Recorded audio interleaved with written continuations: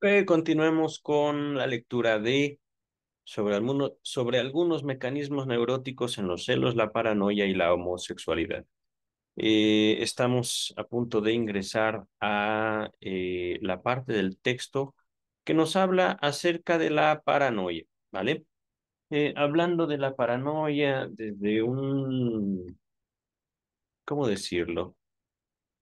Eh, una aproximación un tanto casual, fuera de la academia, podemos entenderlo como un miedo injustificado, ajá. Un, o bien un pensamiento sin razón en el cual otras personas nos persiguen, ajá. Dice el doctor Freud, por razones conocidas, los casos de paranoia se sustraen la mayoría de las veces de la indagación psicoanalítica.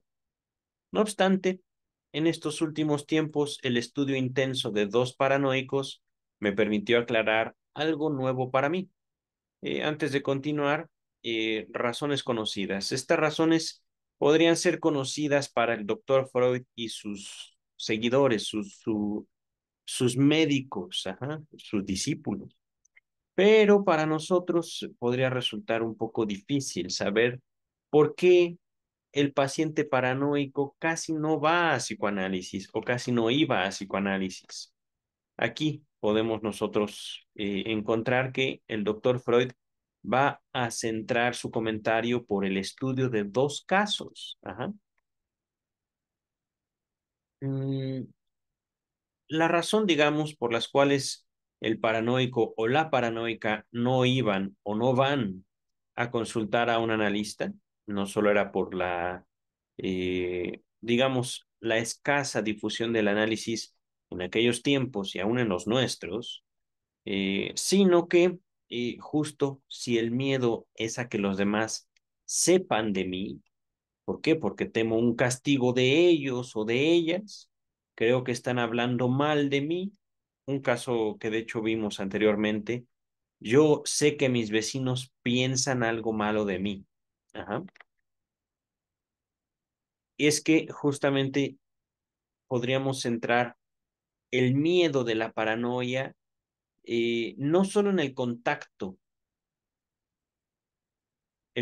humano, por supuesto, contacto que les haría muy difícil acercarse a una relación analítica, acercarse a un médico, a un doctor y preguntar por su atención, su tratamiento. Y es que justamente, supongamos, una persona que tiene miedo de sus semejantes va a dudar de que el médico, el doctor o la doctora le ayude. Más bien, podría llegar a pensar, ¿no? Usted, doctor Sucho, doctor Sucha, me quiere envenenar, me quiere matar en realidad. Ajá. Cuando, pues, obviamente, no que no haya médicos asesinos, sino que es muy poco probable que un profesional de la medicina gane algo con la muerte de una, un paciente o una paciente. Ajá. Vamos a continuar. El primer caso fue el de un hombre con una paranoia de celos bien marcada, cuyo objeto era su mujer, de una intachable fidelidad. Un periodo tormentoso en que el delirio lo dominó sin interrupción ya era asunto del pasado para él. Cuando lo vi, solo seguía produciendo ataques aislados. Se entiende que ataques de celos. Ajá. Duraban varios días y, cosa interesante, por lo general sobrevenían al día siguiente de un acto sexual, por lo demás satisfactorio para ambas partes. Aquí, chicas, chicos, está parte de la indagación que ciertamente hizo el doctor Freud. Ok, cuénteme la historia de su padecimiento. Es decir, usted tiene celos, es verdad, celos que dirige hacia su mujer y hasta donde sabemos, usted y yo, de una fidelidad, ella nunca le ha sido infiel, jamás. Pues cuénteme la historia de sus celos. Ajá. Obviamente el paciente no le va a decir, no, es que yo en mi infancia, en mi complejo de Edipo, no, sufrí bastante. No, no, no, no, no. Yo tuve celos o yo tengo celos hacia mi mujer después de un contacto sexual, un acto sexual, un coito. ¿Y usted disfrutó? Sí. ¿Ella lo disfrutó? Pues sí, también. Que yo sepa, fue satisfactorio para ambas partes. ¿Verdad? Recuerden, por favor, el psicoanálisis, y esto lo digo en un contexto del 2023, más que una terapia, es una invitación a la indagación, a saber qué es lo que ocurre a partir de un acto, a partir de un evento subjetivo, a partir de un miedo, a partir de una impresión dolorosa. Ajá. Vamos a continuar. Es lícito inferir en que cada caso, después de saciada la libido heterosexual, el componente homosexual coexcitado se conquistaba su expresión en el ataque de celos. Coexcitado, es decir, yo y mi mujer, pero un componente homosexual. Ajá. ¿Dónde está el componente homosexual si tomamos el acto sexual simplemente como un acto entre dos personas? ¿Mm? ¿Será que el sujeto se excitaba consigo mismo? No. Se trata de ubicar también el lugar de la fantasía en el acto. Se trata de ubicar que no es nada más dos cuerpos. No. Para que nosotros nos acerquemos justamente a la sexualidad conforme al psicoanálisis. Hablemos, por ejemplo, de hombres que tienen sexo con mujeres, pero piensan en otros hombres mientras tienen relaciones sexuales con una mujer, por ejemplo. Por ponerles un ejemplo, ahorita estoy hablando de una fantasía homosexual mientras se está teniendo un contacto, un coito heterosexual. Ajá. Y realmente lo que yo estoy ilustrando no es lo que dice el texto, no lo es. ¿Cómo se coexcitaba el componente homosexual? No sabemos. Vamos a ver si el texto lo dice. Ajá. El ataque de celos extraía su material de la observación de mínimos indicios por los cuales se le había traslucido la coquetería de la mujer, por completo inocente e imperceptible para otro. Ora había rozado inadvertidamente con su mano al señor que se sentaba junto a ella, ora había inclinado demasiado su rostro hacia él, o le había exhibido una sonrisa más amistosa que no usaba a solas con su marido. Mire, detallitos que posiblemente para la mujer no tenían el mismo sentido, el mismo valor que para el esposo, para el marido. Para ella no eran eso, no tenían ese significado. Para él sí. Continúa el texto. Él ponía un grado extraordinario de atención en todas las, dice exteriorizaciones, podríamos decir, manifestaciones del inconsciente de ella.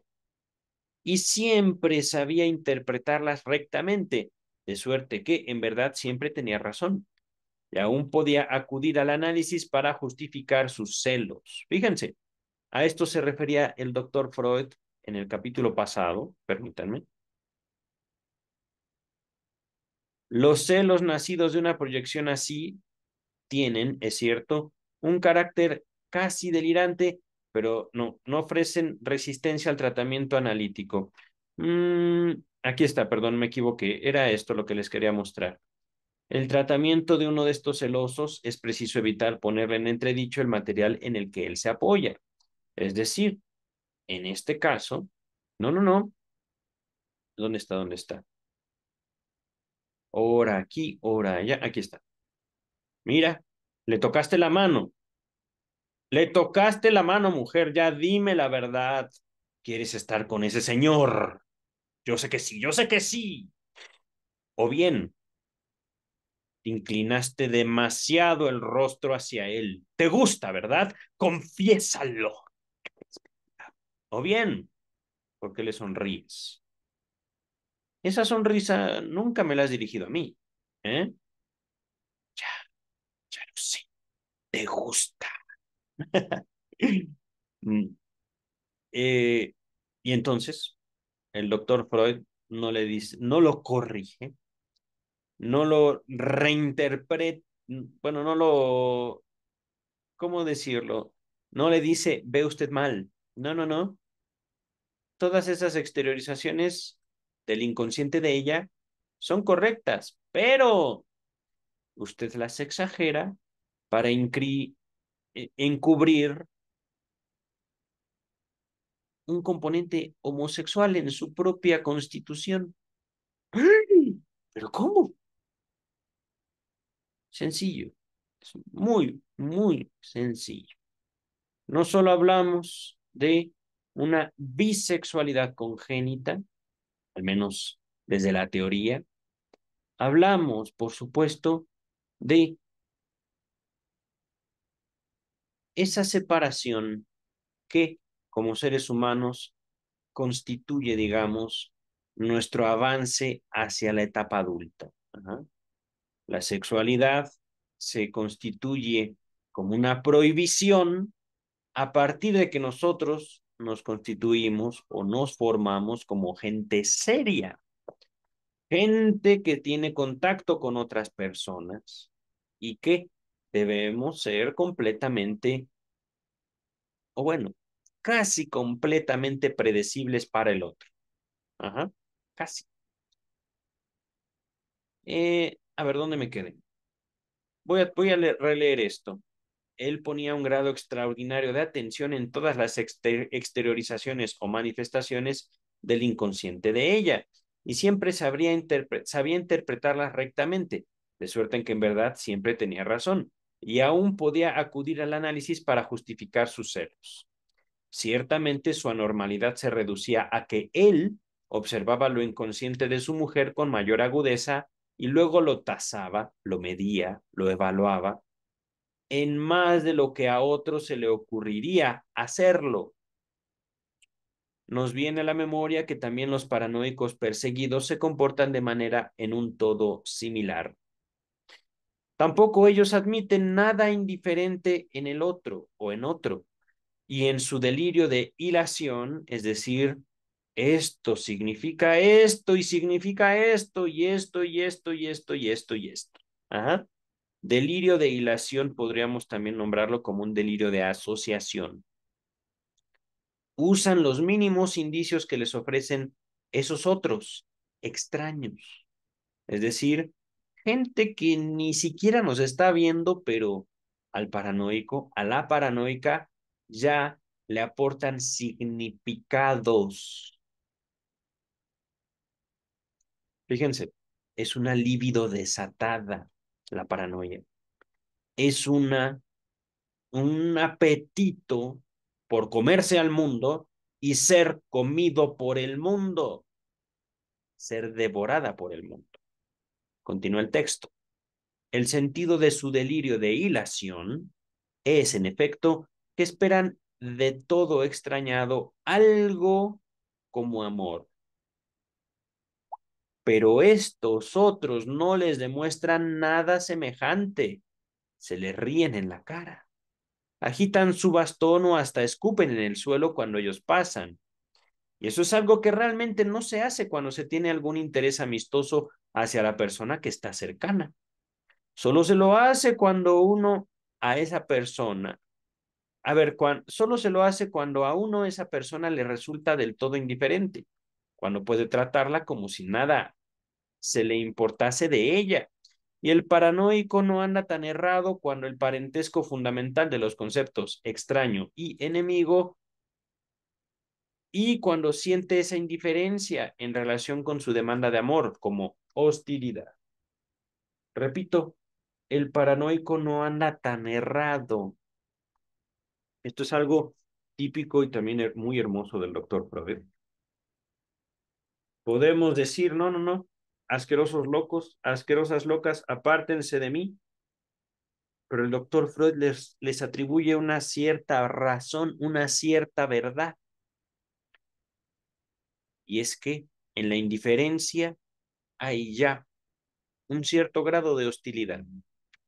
Pero imagínense lo difícil que sería andar en el transporte público enamorándonos de todos.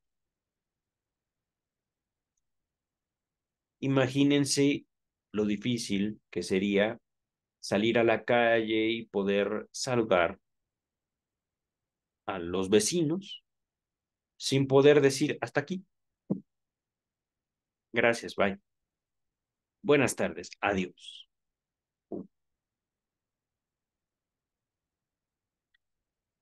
Cierta hostilidad, cierta indiferencia, límite en el contacto social.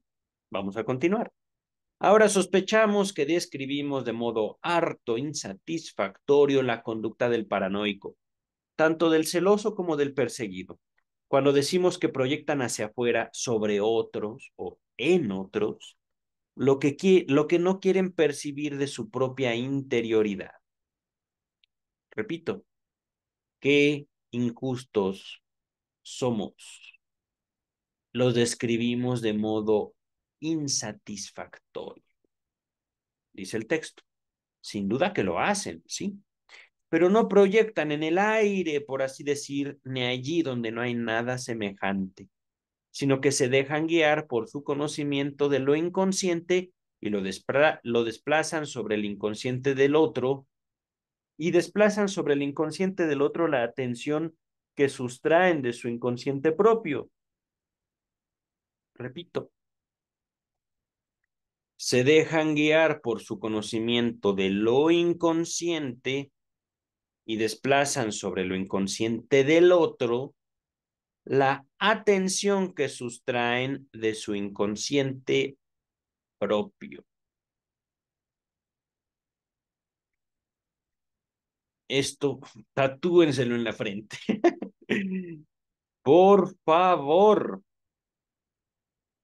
en esto, identifiquen, observen ustedes los movimientos afectivos, el valor que tiene el sujeto para el propio sujeto, el afecto de mí hacia mí o de ustedes hacia ustedes, y también de los posibles paranoicos hacia él o ella mismos. Y por supuesto, la dinámica inconsciente, lo inconsciente propio. Es decir, lo inconsciente funciona a partir de, voy a ser un poquito lacaniano, la capacidad que tenemos de no vernos. No lo estoy diciendo con lenguaje lacaniano. Función de desconocimiento, creo que dice Lacan. Pero yo no quiero verme, yo no quiero sentir, yo no quiero saber qué es lo que me está pasando, yo no quiero. Ahí, como pueden ver, no hay un asunto de que, me olvidé.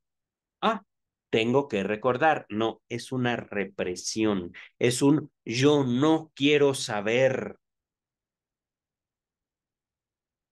A partir de este esfuerzo de no saber, nace la posibilidad de relacionarnos con nosotros mismos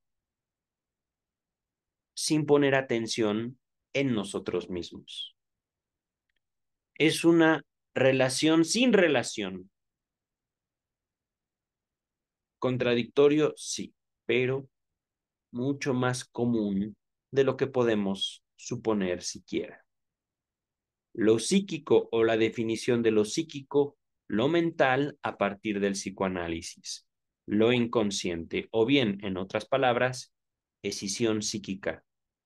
Yo soy quién soy y al mismo tiempo yo no sé quién soy. Por eso hablamos, al menos desde el psicoanálisis, de un imposible. Conócete a ti mismo, dice la filosofía, el psicoanalista se ríe de algo así. No puedo y aún así voy a esforzarme todos los días de mi vida en conocerme, sabiendo que no voy a poder. Y a partir de este tipo de fenómenos, donde yo deposito en mis semejantes lo que yo soy, lo que yo siento, sin saber que yo siento eso, puedo conocerme. Ajá.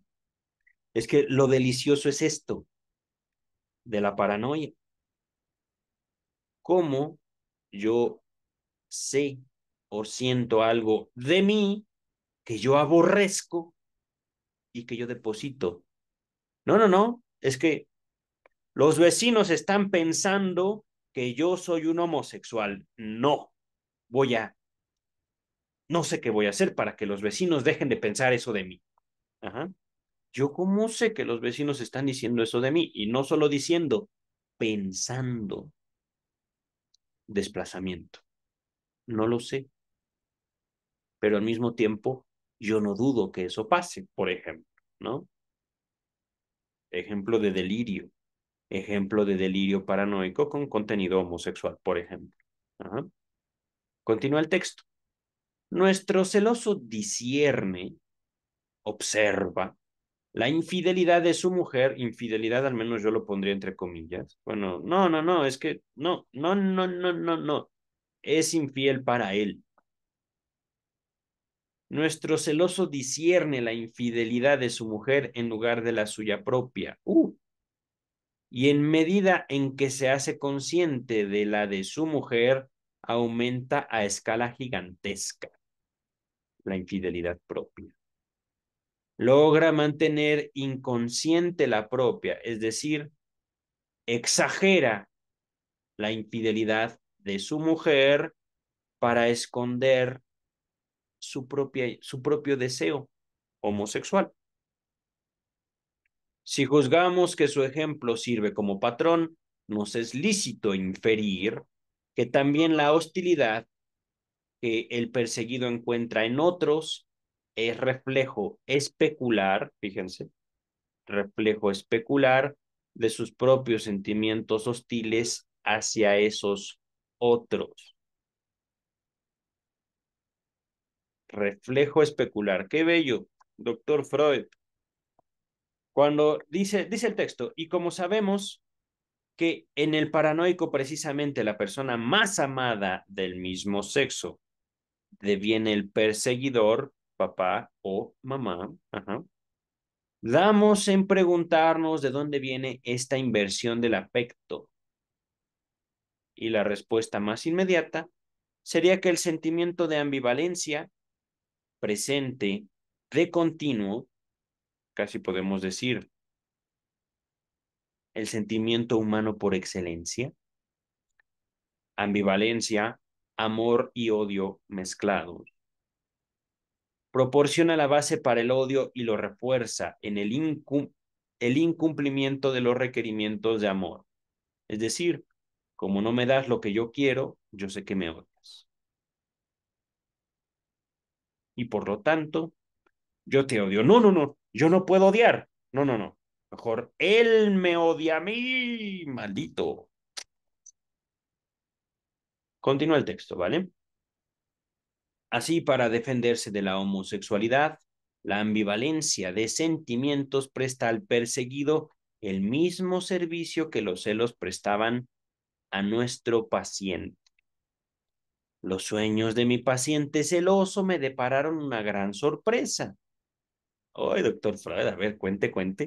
Es cierto que no se presentaron contemporáneos al estallido del ataque, pero lo hicieron todavía bajo el imperio del delirio. estaban totalmente exentos de delirio y permitían reconocer las emociones o deseos homosexuales subyacentes con un grado de disfraz no mayor que el habitual. Dada mi escasa experiencia en materia de sueños de paranoicos, ello me indujo a suponer, con carácter general, que la paranoia no se introduce en el sueño. ¡Wow! ¡Uy! Esa es una fuerte declaración, queridas y queridos. La paranoia no se introduce en el sueño. Es que justamente la paranoia ya tiene un disfraz, ya es un disfraz de esos deseos. Entonces, si el sueño mismo es un disfraz de nuestros deseos, ¿por qué o cuál sería el motivo, cuál sería la razón de un deseo que alimenta una paranoia, no alimente al sueño? Es decir, deja a un lado la paranoia y se reproduce en el sueño. Vamos a continuar. El estado de homosexualidad era fácil de apreciar en este paciente. No había entablado amistades ni intereses sociales ningunos. Se imponía la impresión de que el delirio había tomado a su exclusivo cargo el ulterior desarrollo de sus vínculos con el varón, como para restituir un fragmento de lo omitido. La poca importancia del padre en su familia y un bochornoso trauma homosexual que él sufrió en su temprana adolescencia habían cooperado para empujar su homosexualidad a la represión y atajarle, es decir, cortarle el camino de la sublimación. Toda su juventud estuvo dominada por un fuerte vínculo con la madre. Entre varios hijos era declaradamente el preferido de la madre y desarrolló con relación a ella unos fuertes celos de tipo normal. Más tarde, cuando hizo su elección matrimonial, dominado en lo esencial por el motivo de enriquecer a la madre, su anhelo de una madre virginal se exteriorizó en dudas obsesivas sobre la virginidad de su novia. Los primeros años de su matrimonio transcurrieron sin celos. Después fue infiel a su mujer y entabló una prolongada relación con otra. Solo cuando, sobrecogido por una determinada sospecha, hubo abandonado esta relación amorosa, estallaron en él unos celos del segundo tipo, del tipo proyectivo, miren, no me equivocaba, con los que pudo apaciguar los reproches que se hacía a causa de su infidelidad.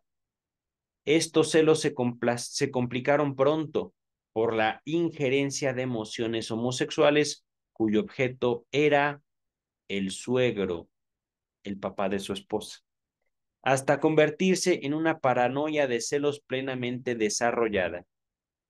Qué hermoso análisis, doctor.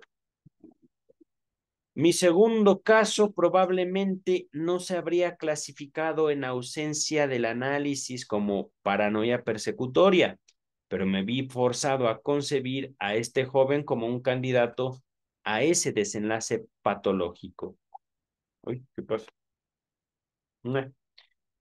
Había en él una ambivalencia, es decir, amor y odio conjugados, extraordinaria por su envergadura en relación con el padre. Por una parte, él era el rebelde más declarado, que en todos los aspectos se había desarrollado en manifiesta divergencia o separación con los deseos e ideales de su padre. Por la otra, empero, en su estrato más profundo, era el hijo más sumiso, que tras la muerte del padre se denegó el goce de una mujer, presa de una tierna conciencia de culpa. Sus relaciones reales con hombres estaban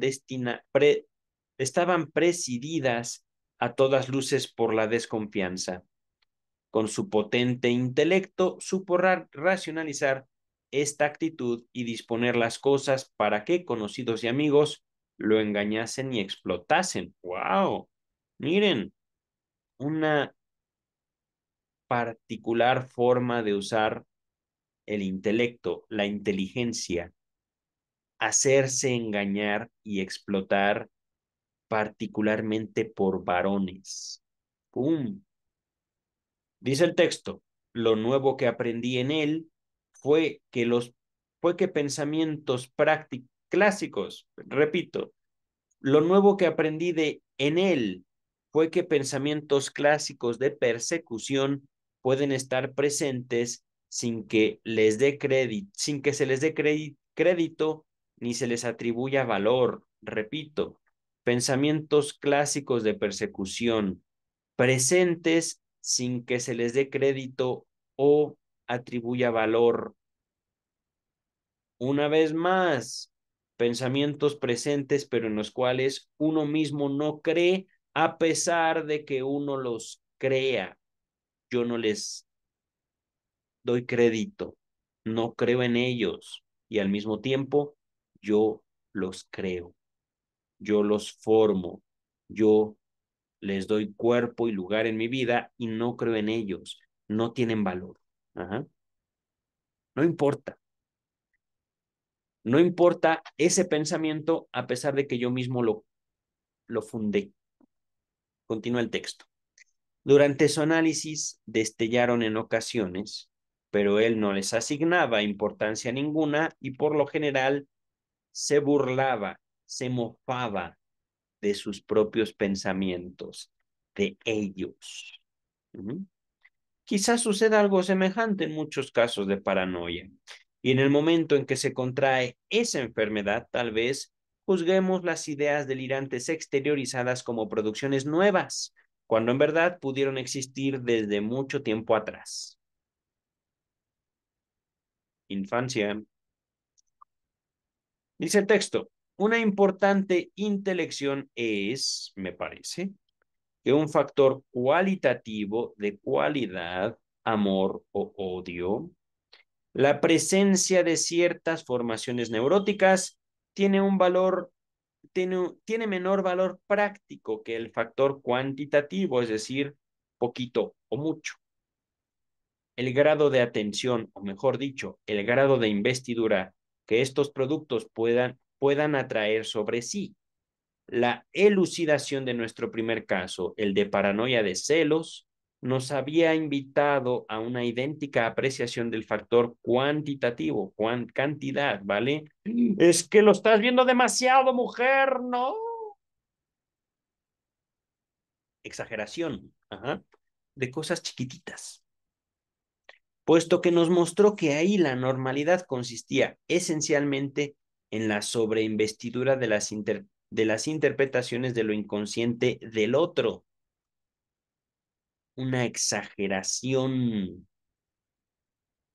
en la valoración de las manifestaciones afectivas de otro. ¿No? Por el análisis de la histeria, hace mucho que conocemos un hecho análogo, es decir, parecido. Las fantasías patógenas, lo digo otra vez, las fantasías que dan origen a una histeria, retoños de emociones pulsionales reprimidas, manifestaciones de deseos ahogados, hechos a un lado, son toleradas largo tiempo junto a la vida anímica normal y no producen efectos patógenos hasta que no reciben una sobreinvestidura por un vuelco de la economía libidinal.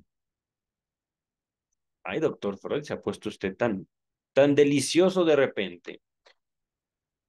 Sobreinvestidura por un vuelco de la economía libidinal. ¡Pum! Un manejo de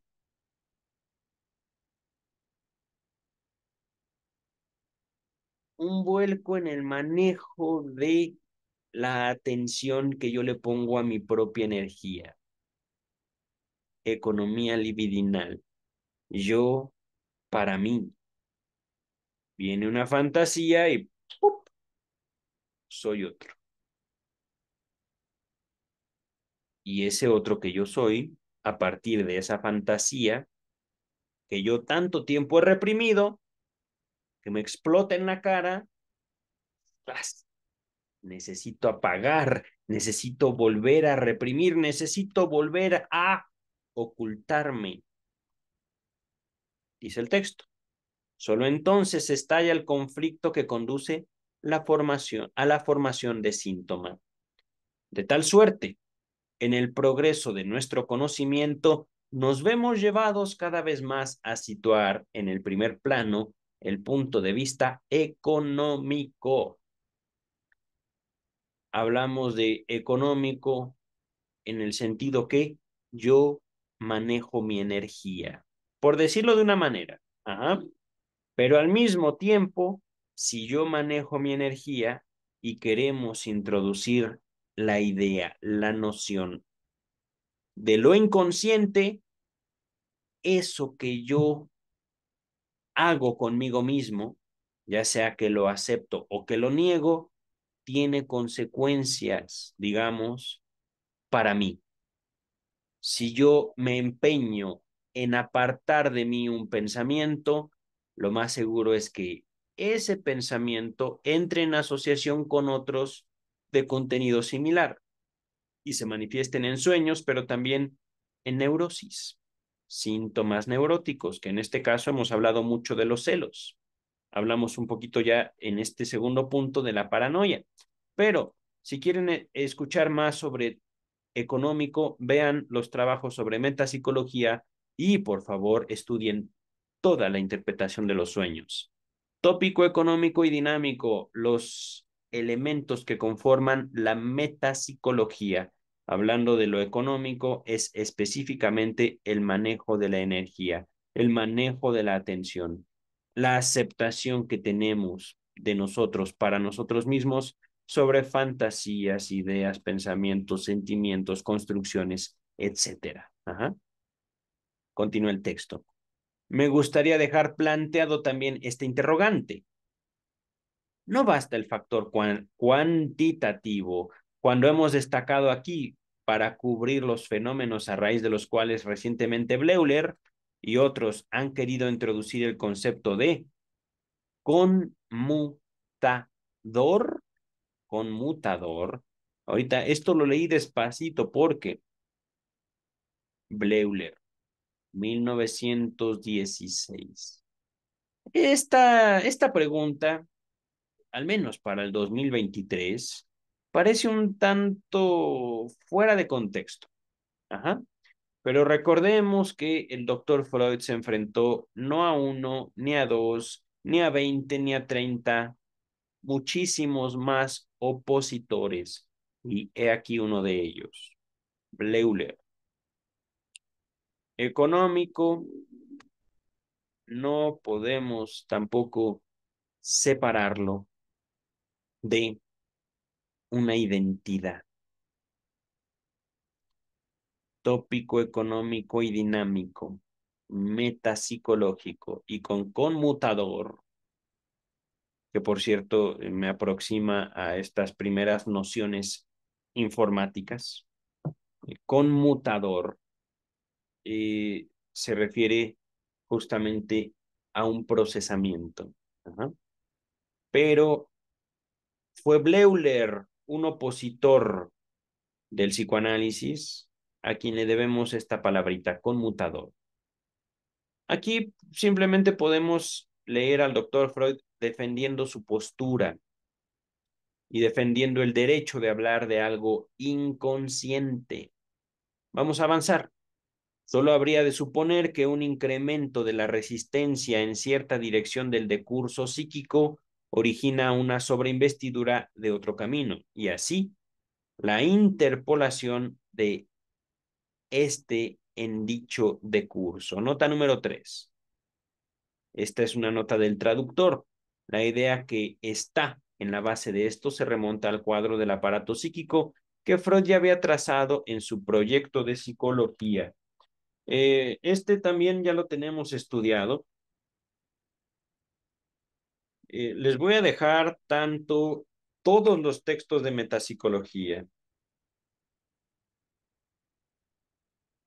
que sin duda yo les recomendaría mucho lo inconsciente, pero todos los demás, la represión, pulsiones y destinos de pulsión, les va a ayudar mucho a aproximarse a el carácter tópico, económico y dinámico de lo inconsciente. Ajá. Pero metapsicología, lo inconsciente, la interpretación de los sueños, Y el proyecto de psicología se los dejaré todos estos textos en la descripción, ¿vale? Estos textos estudiados, leídos, comentados. Estudienlos conmigo. Proyecto de psicología. Continúa el texto. Una instructiva oposición se presentó en mis dos casos de paranoia en cuanto al comportamiento de los sueños. Ay, a ver, qué interesante esto. Mientras que en el primer caso nos dijimos, los sueños estaban exentos de delirio, el otro paciente producía en gran número sueños de persecución, que podían considerarse los precursores o las formaciones sustitutivas de las ideas delirantes de idéntico contenido. A ver. Lo persecutorio de lo cual solo con gran angustia podía sustraerse era por regla general un potente toro o algún otro símbolo de virilidad que él mismo muchas veces, todavía en el sueño, reconocía como un sustituto del padre, subrogación del padre. Cierta vez informó de un sueño paranoico de transferencia muy característico. Vio que yo me rasuraba en presencia de él y notó, por el olor, que usaba para eso el mismo jabón que su padre. Oh, transferencia.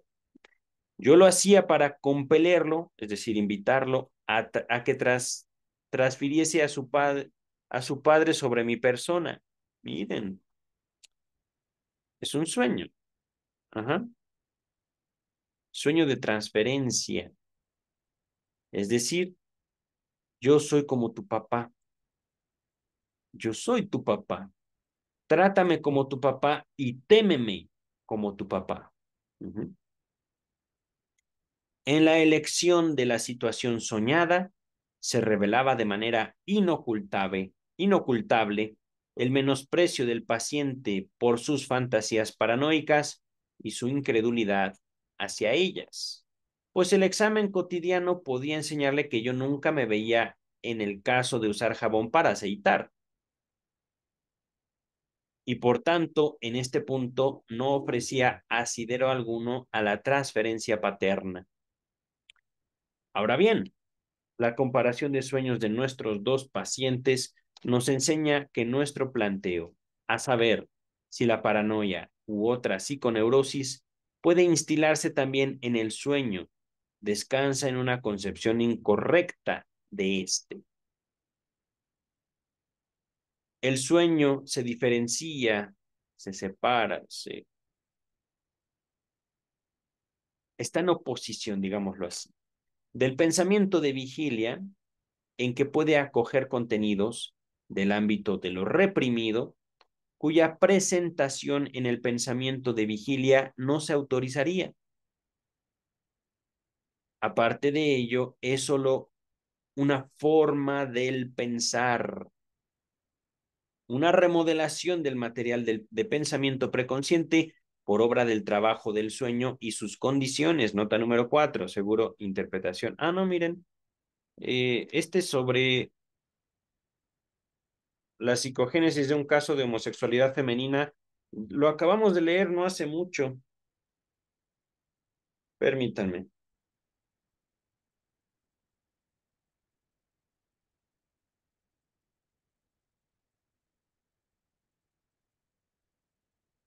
Listo. Regresamos al texto principal. Nuestra terminología de las neurosis es inaplicable a lo reprimido. No se lo puede llamar histérico, ni neurótico obsesivo, ni paranoico. Es decir, todo esto nombrado, reprimido, histérico, neurótico, obsesivo, paranoico, no es categorías que podamos observar en lo inconsciente. Son categorías aplicadas al yo del paciente, a la identidad, digámoslo así, a la máscara que el sujeto se presenta a sí mismo y a los demás. Continuamos. En cambio, la otra parte del material sometido a la formación del sueño, los pensamientos preconscientes, puede ser normal o llevar en sí el carácter de una neurosis cualquiera. Los pensamientos preconscientes pueden ser los resultados de todos aquellos procesos patógenos en que reconocemos la esencia de una neurosis. Y no vemos la razón por la cual una idea enfermiza cualquiera de esa índole no podría experimentar su remodelamiento en un sueño. Por tanto, un sueño puede corresponder sin más a una fantasía histérica, a una representación obsesiva, a una idea delirante, vale decir, destilarse como tal en su interpretación. En nuestra observación de los dos paranoicos, hallamos que el sueño del uno es normal, mientras que ese hombre se encuentra todavía en medio del ataque. Oh. Y que el del otro tiene un contenido paranoico, mientras él aún se burla de sus ideas delirantes. Claro. Por consiguiente, el sueño ha recogido en los dos casos lo que en la vida de vigilia estaba en ese momento reprimido o esforzado hacia atrás. Pero tampoco es necesariamente la regla. Oh, bravo, doctor Freud. Caso por caso. Y algo quisiera destacarles antes de finalizar este, este texto. Estamos hablando de un doctor Freud con alrededor de 25, 30 años de práctica analítica. Y aún así, esto que les estoy subrayando, lo nuevo que aprendí, es evidencia que, en esencia, el psicoanálisis es investigación acerca de los mecanismos de lo inconsciente. Para el psicoanálisis, la mente no es conducta, la mente es inconsciente, lo inconsciente. Ajá. Vamos a finalizar el texto por hoy, este video. Yo espero que se grabe porque está lloviendo, temo que se me vaya la luz y que no podamos, no pueda yo finalizar el video y que la computadora lo procese antes de que se grabe. Me despido, chicas, chicos, nos vemos para la tercera parte de este bello texto. Gracias, doctor Freud, nos vemos pronto. Bye.